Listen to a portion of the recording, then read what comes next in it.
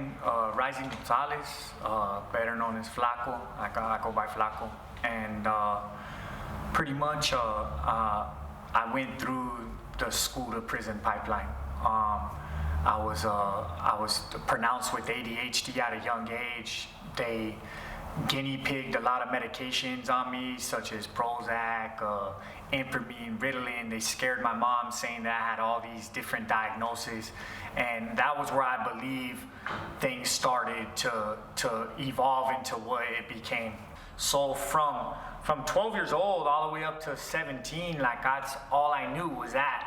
So when I got out, I didn't know how to adapt back, I didn't know how to adapt back into, school. I was out of place. I carried myself different than the rest of the students, and so I just I didn't mingle right. My social skills weren't like the right ones to have, for a teenager, So I still was dabbling with drugs and slanging dope and doing negative things that I was used to doing, and that ultimately drove me back down the road to the next term of incarceration that I experienced when I was 24 years old, and I ended up locked up for.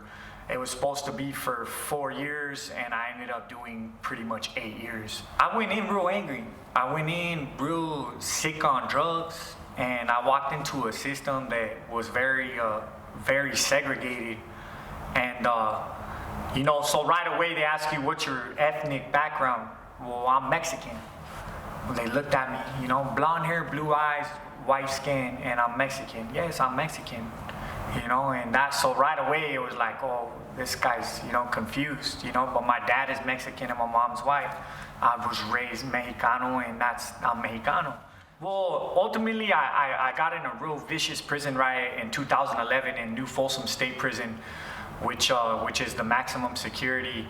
And it was the most violent prison riot that ever erupted in their history, in the history of New Folsom. It went on for 10 minutes.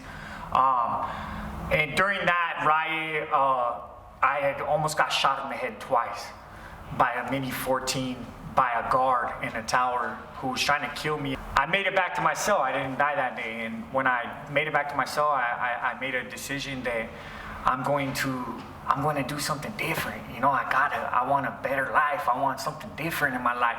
I got out August 12th of 2015. I had no clue what I was gonna do. I was real nervous about getting out, and honestly, I just got out. They handed me $200 and pretty much said, "Good luck." Do you have a ride? Where you?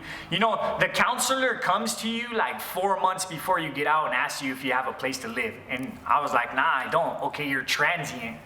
I'm like, "What's transient?" "Well, that means you're homeless. You ain't got a home." I was like, "Well, you guys ain't gonna put me in no place or what?"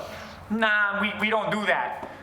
You gotta go see your parole officer within 24 hours after your release, and he might be able to do that for you, but housing's a little rough out there for you guys right now."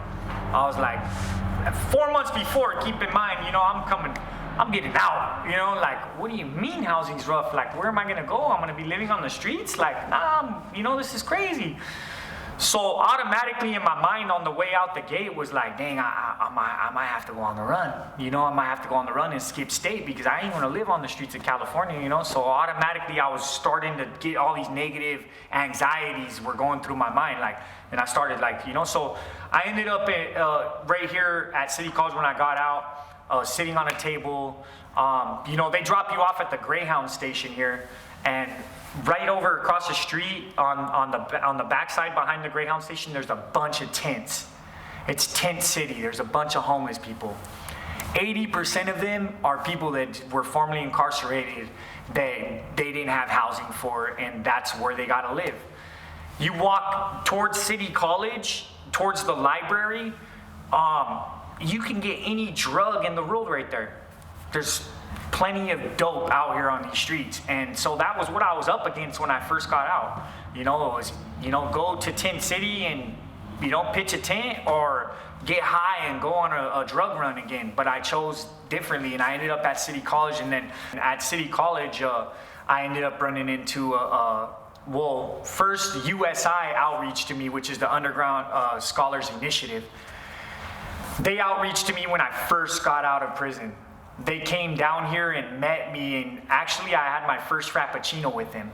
You know, so I've been incarcerated, you know, like Starbucks wasn't a big hit when I was out, you know, so yeah, it was awesome, you know what I'm saying, like Frappuccino. And so anyways, I got this Frappuccino with them, and they started telling me about their program and what they do and how they're trying to build the prison to school pipeline, and how they believe, you know, how they believe that formerly incarcerated people need to get into school, and we need to get into educating ourselves and building and waking each other up.